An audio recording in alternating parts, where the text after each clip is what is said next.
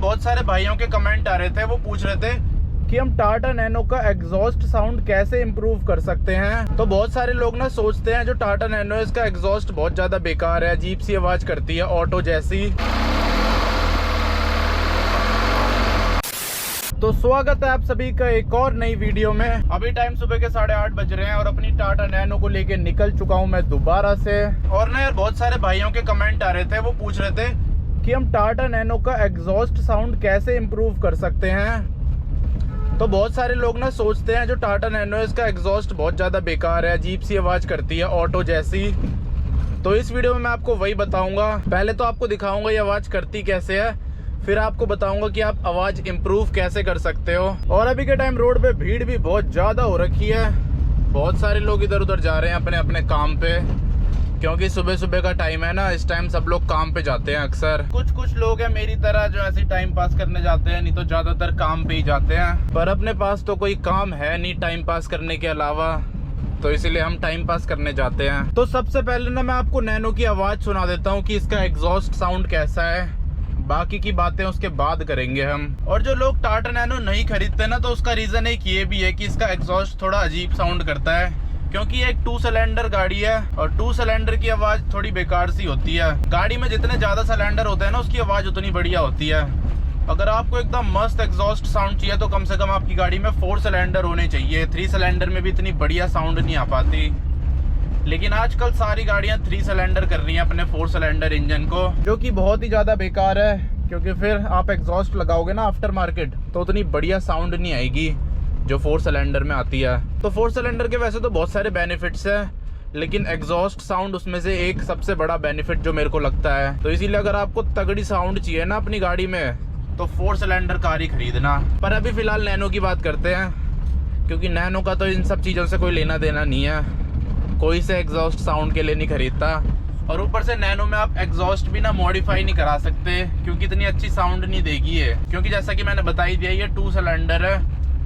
Inline 2 cylinder भी होता जब भी बढ़िया साउंड दे देती, लेकिन ये अलग ही 2 सिलेंडर है, इसीलिए ये इतनी ज़्यादा बढ़िया साउंड नहीं दे सकती आपको। तो अब ना सबसे पहले आपको इसका साउंड सुनाता हूँ, इसका एग्जॉस्ट साउंड कैसा आता है बाहर से अगर हम चेक करें। तो स्टार्ट करते हैं गाड़ी को, यहाँ पे लग जाती है इसकी ऐसे चाबी।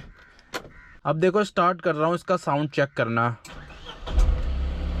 इतनी साउंड आ रही है। एक बार आपको बाहर से दिखा देता हूँ अच्छे से, गेट खुला ही रहने देता हूँ क्योंकि चाबी अंदर ही है, अगर लॉक हो गई ना तो हालत ख़राब हो जाएगी। वैसे तो घर मेरा पास में ही है, चाबी मंगवा लूँगा। तो देखो कुछ ऐसी साउंड आती है, ये लो पास से सुन लो।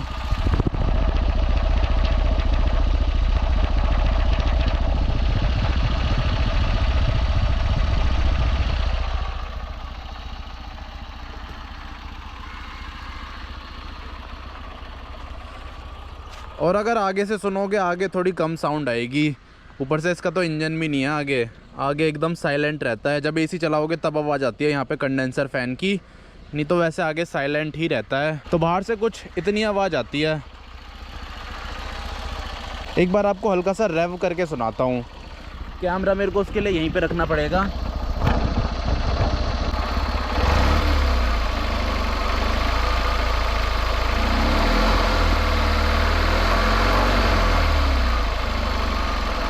तो आई होप बाहर से आपने साउंड सुन लिया होगा। अब आपको अंदर से सुनाता हूँ साउंड, जो आपको मेन सुनना है जब आप गाड़ी चलाओगे। तो अब मैंने इसका गेट बंद कर दिया है, विंडो कर देते हैं पूरी अप। तो विंडो अप करने के बाद अंदर कुछ इतना साउंड आता है, अब एकदम ध्यान से सुनना, मैं चुप हो जाता हूँ।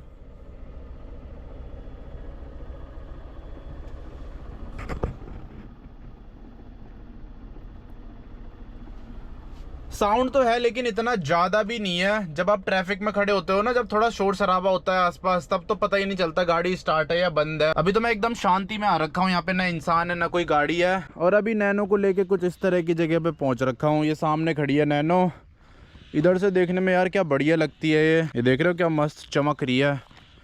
यहाँ पे इसका डेंट पड़ रखा है, ये निकालना पड़ेगा, पता नहीं कैसे निकलेगा। ये मेरे ख्याल से बढ़ता ही जा रहा है यार, पहले थोड़ा और कम था ये। चलो निकलवा लेंगे कभी ना कभी। और यहाँ पे मैंने ये भी लगा रखे हैं इसमें क्या होता है, जब आप दरवाज़ा खोलते हो ना और बगल में दीवार होती है, कोई गाड़ी होती है, तो उसके पेंट को भी डैमेज नहीं होता और अपनी गाड़ी को भी डैमेज नहीं होता, मतलब पेंट को। और पीछे से गाड़ी देखने में कुछ ऐसी लग रही है, क्या मस्त लगती है यार। और सबसे बढ़िया चीज़ इसमें मेरे को क्या लगती है, इसकी हाइट। तो देखो कितनी ऊँची गाड़ी है ये। मैं एकदम सामने खड़ा हो रखा हूँ और यहाँ तक पहुँचता हूँ।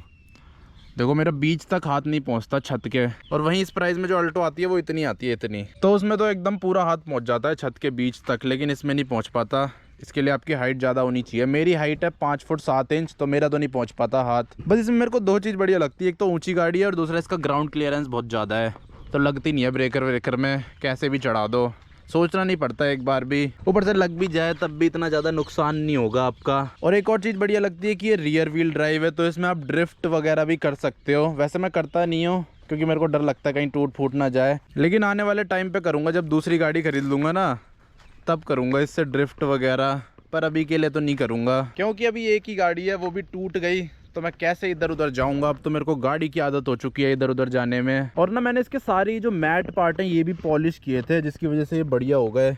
और यार इस शीशे में यहाँ पे भी क्रैक पड़ गया, चेंज ही करना पड़ेगा। अब ये शीशा कुछ टाइम का मेहमान है।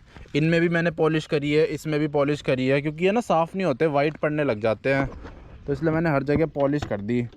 ये इंटीरियर में जो ब्लैक पार्ट है मैट, ये सब मैंने पॉलिश कर दिया था, तो जिसकी वजह से अभी तक चमक रहा है। और टायर भी मैंने पॉलिश करे थे, तो उसकी वजह से ये भी चमक रहे हैं। तो अब चलते हैं टाटा नैनो को लेके। तो एग्जॉस्ट साउंड तो मैंने आपको सुना दिया है, अब आपको बताता हूँ आप इसे इम्प्रूव कैसे कर सकते हो। तो इसको इम्प्रूव करने का कोई भी तरीका नहीं है, आपको ऐसे ही चलानी पड़ेगी। और बाकी अंदर का साउंड देख लो, जब गाड़ी चलती है तो कैसा साउंड आता है। अभी तो आपको ऑफ रोड का साउंड आ रहा होगा, यहाँ पे रास्ता थोड़ा उबड़ खाबड़ है ना, लेकिन वैसे यार इंजन साउंड की इतनी कोई दिक्कत नहीं है, अंदर तो पता ही नहीं चलता।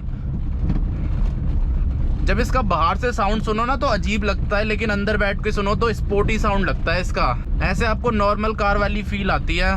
तो इसीलिए साउंड में तो बिल्कुल भी कोई दिक्कत नहीं है, आप आराम से ले सकते हो। देखो अभी प्लेन रास्ता आएगा ना तब दिखाऊंगा आपको, तब आपको थोड़ा और अच्छे से समझ आ पाएगा।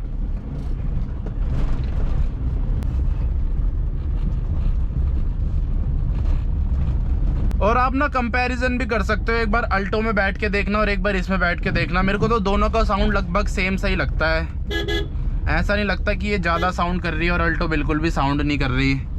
उसमें भी इतना ही साउंड आता है अंदर और सेम ऐसा ही सुनाई देता है।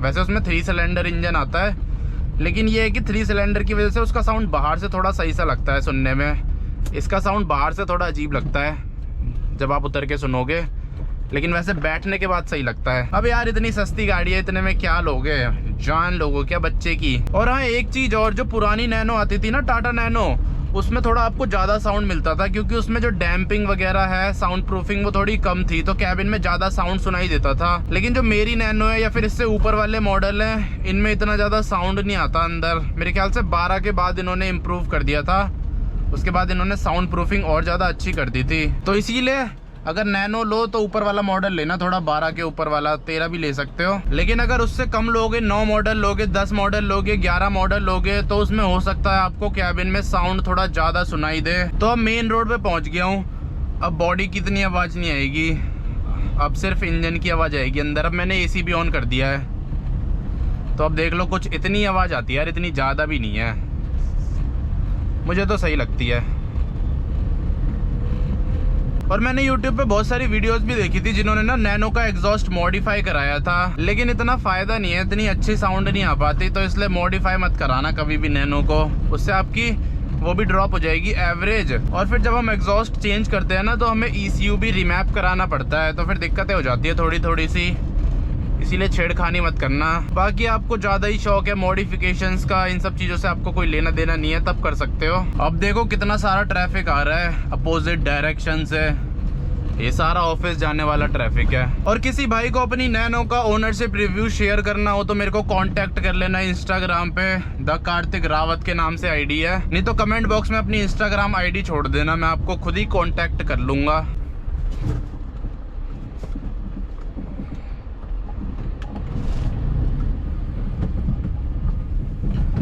देख रहे हो कितना ज़्यादा मुश्किल है यहाँ आना। तो आई होप आपको पता चल गया होगा कि टाटा नैनो में कैसी आवाज़ आती है जब उसे चलाते हो, और बाहर से सुनते हो तो कैसी आवाज़ आती है। तो बस इस वीडियो को यहीं पे एंड कर देते हैं, मिलता हूँ आपसे कल अगली वीडियो में। जय हिंद।